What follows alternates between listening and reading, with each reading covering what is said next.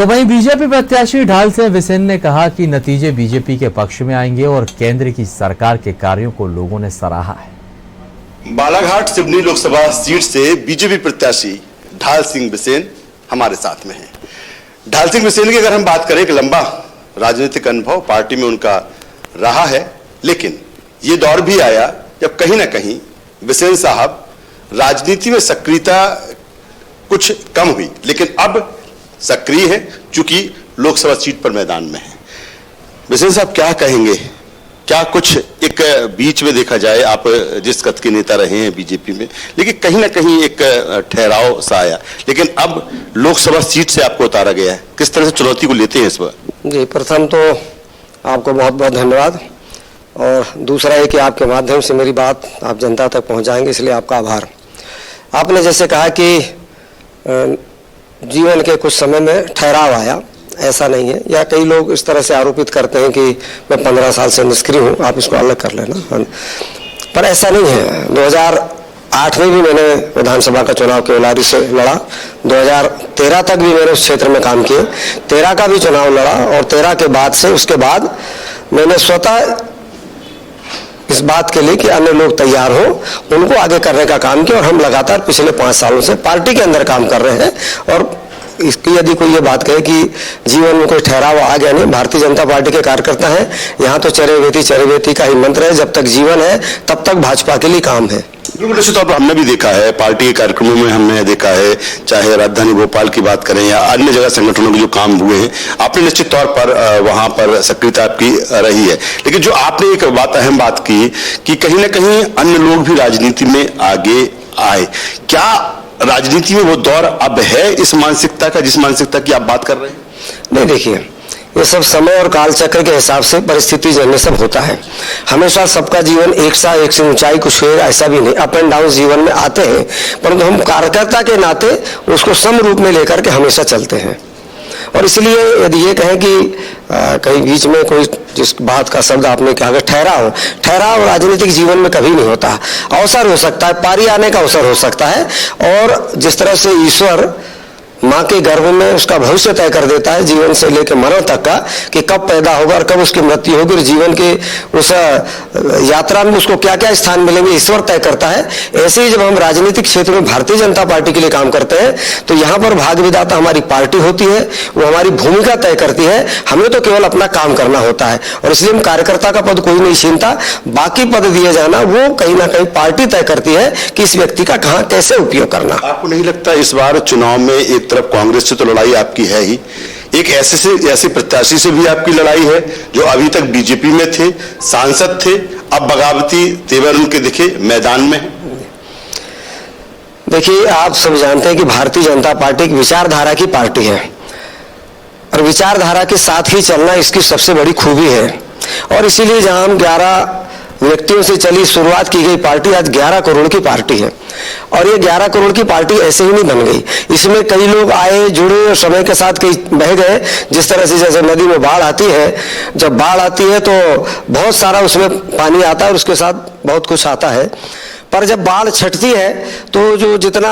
Waste material वो सब कहीं ना कहीं किनारे लग जाता है, पर सतत वो धारा चलती रहती, जिसको हम कहते हैं कि ये नदी बह रही है। ऐसी भारतीय जनता पार्टी की सतत यात्रा में जो साथ में रहता है उसका कहीं ना कहीं स्थान होता है। और जैसा मैंने पहले भी कहा कि पार्टी भूमिका तय करती है, और इसलिए वो कल तक हमारे सांसद थे, मैं उस विषय पर कोई टिप्पणी नहीं करूंगा, वो विचारधारा से जुड़े थे,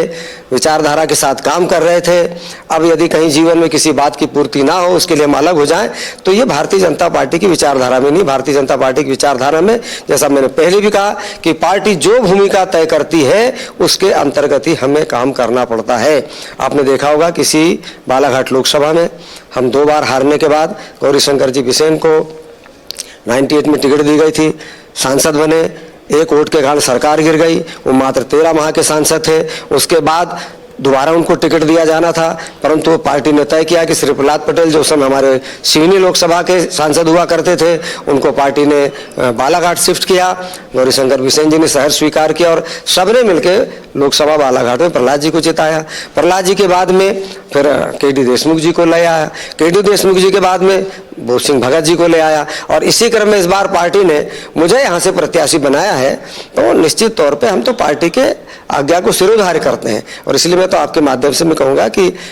बोध सिंह जी भी हमारे भाई हैं, हमसे अलग नहीं है। अब यदि वो किन्हीं कारणों से भटक गए हैं तो मैं आज आपके माध्यम से निवेदन करना चाहूँगा कि वो पुनः भाजपा में रहें और भाजपा में इस विचारधारा के अंतर्गत आए थे, उसी विचारधारा पे वो काम करें। एक अहम बात आपने कही कि वो आप बोध सिंह भगत पर कोई टिप्पणी नहीं करना चाहेंगे, वो भी आप पर टिप्पणी नहीं कर रहे हैं, लेकिन कहीं ना कहीं गौरीशंकर बिसेन को लेकर वो लगातार बयानबाजी कर रहे हैं। ऐसा लग रहा है कि जैसे उनका मुकाबला गौरीशंकर बिसेन से हो। देखिए, मैंने पहले भी कहा कि हम लोग विचारधारा के लिए काम करते हैं। स्वाभाविक एक पार्टी में रहते हैं तो आपस में किसी के मतभेद हो सकते हैं, परंतु इतना मतभेद नहीं होना चाहिए कि वो पार्टी से इतर हो जाए। आपने देखा होगा कितने सीनियर लीडर हैं जो सब एक साथ रहते हैं, एक साथ पार्टी में काम करते हैं। मतभिन्नता हो सकती है परंतु मतभेद इतने नहीं होने चाहिए कि कल गले मिले तो फिर दिक्कत पैदा हो। चलिए, अब इससे अलग हट के बात, मैदान में आप हैं, 1998 से अगर हम बात करें तो लगातार बीजेपी की सीट रही है, अब आप मैदान में हैं, क्या कुछ खाका एक तैयार दिमाग में है? आपको लगता है कि नहीं, आदिवासी क्षेत्र है पूरा, 85% लोग आप गांव में रहते हैं, क्या कुछ खाका सोच के रखा है कि नहीं, बालाघाट सिवनी में अभी ये होना बहुत जरूरी है? देखिए, ये चुनाव कोई ग्राम पंचायत, सरपंच, जनपद, जिला, मंडी, सोसाइटी का चुनाव नहीं है, ना ही ये विधानसभा का चुनाव है। ये चुनाव लोकसभा का राष्ट्रीय परिप्रेक्ष्य में लड़ा जाता है और जब राष्ट्रीय परिप्रेक्ष्य में लड़ा जाता है तो मुद्दे राष्ट्रीय होते हैं। आज फिर से भारत माता को उसका उच्च सम्मान दिलाने के लिए भारतीय जनता पार्टी मैदान में। आपने अभी देखा होगा कि एक तरफ हम भारतीय जनता पार्टी के लोग राष्ट्रवाद की बात करते हैं, दूसरी तरफ दूसरा दल जिसकी विचारधारा इस देश को टुकड़े करने की है। तो ये विचारधारा की लड़ाई है और जब इस विचारधारा की लड़ाई में है तो हमारे मुद्दे जो सारे हैं वो राष्ट्रीय मुद्दे होंगे। और जो आप बात करें कि प्रदेश के अंदर और जिले के अंदर और लोकसभा के अंदर क्या करेंगे, ये मुद्दा 10-20% का होता है जो स्थानीय मुद्दे होते हैं। तो उन स्थानीय मुद्दों पर प्रथमतः तो जो मेरे पूर्व सांसदों के द्वारा जिस काम को आगे बढ़ाया गया मैं उनको पूरा करने का प्रयास करूंगा और दूसरा जो इस क्षेत्र की जो आवश्यकताएं होंगी, यहाँ के लोगों की जो मूलभूत आवश्यकताएं होंगी और जो पार्टी के एजेंडे में होगा उसको समाहित करते हुए इस क्षेत्र की जनता का पूरा काम करने का हमारा सारा प्रयास होगा। आप भी जानते हैं कि सारा धन आवंटन भारत सरकार से प्रदेश को होता है, फिर प्रदेश से वो जिले को होता है, जिले से वो तहसील पंचायतों तक जाता है। तो जहाँ जहाँ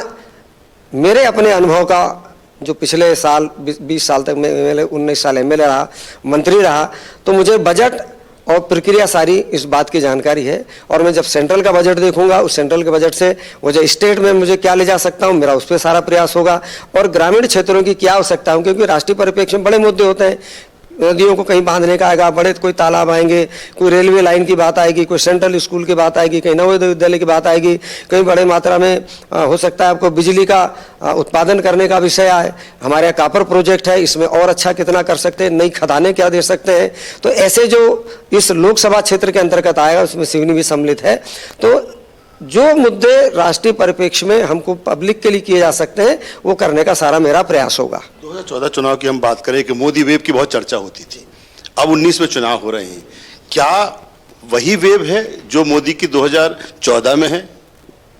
जी, मेरा तो मानना है कि उससे ज्यादा है, क्योंकि अब कल ही आपने देखा होगा दोनों पार्टियों का घोषणा पत्र,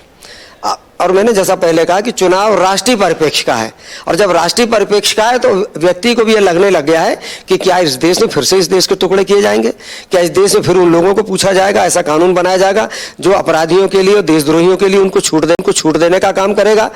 तो ये इस बात पे भी जनता उद्वेलित है कि एक तरह हमारा राष्ट्रीय सोच के साथ में राष्ट्रीय हित की चाहने वाला, सारे विश्व में भारत का मान बढ़ाने वाला प्रधानमंत्री आदरणीय नरेंद्र मोदी जी है और दूसरे तरफ दूसरी लड़ाई जो राहुल गांधी जो कांग्रेस के अध्यक्ष हैं वो देश के टुकड़े करने की बात करते हैं, उनके कानून के अंतर्गत ऐसा कानून बना के देना चाहते हैं जो देशद्रोही को माफ करने की बात करते हैं। तो शुद्ध रूप से विचारधारा की लड़ाई है और अब ये जनता भी समझ गई है कि इस देश में विचारधारा की यदि कोई लड़ाई है और जो देश को उसके संस्कृति की, उसके वैभव की सुरक्षा यदि कोई कर सकता है, सीमाओं की कोई सुरक्षा जिस ढंग से कर सकता है, सैनिकों का जिस तरह से कोई मनोबल बनाने की बात कर सकता है, आंतरिक सुरक्षा में जिस तरह से वो आतंकवाद को समाप्त करने की बात कर सकता है, जो आतंकवादियों को पनाह नहीं दे रहा और घर में घुस के मारने की बात करता है, ये आज आम बात गांव गरीब किसान तक पहुंच गई। और यदि अंदर की बात करें, देश के अंदर की हम बात करें, तो आम गांव गरीब किसान की जो बात हुई, किसान को सुविधा देने का, मकान देने का, शौचालय देने का, उनको बिजली देने का, ये ऐसे मुद्दे हैं